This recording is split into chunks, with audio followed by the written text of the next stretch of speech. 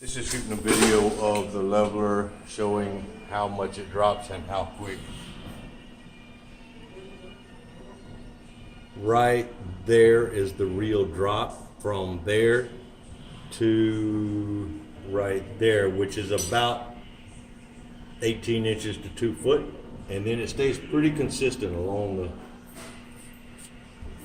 wall. It goes from an inch, inch and a quarter, inch and an eighth, 1 inch. Stays pretty consistent all the way down.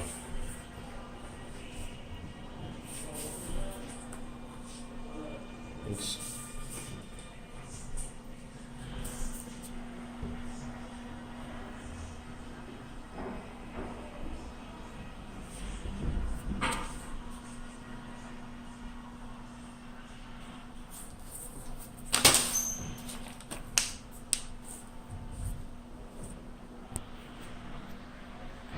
Okay, so that's the video in this bathroom. Just wanted to show how much leveler we were actually putting down.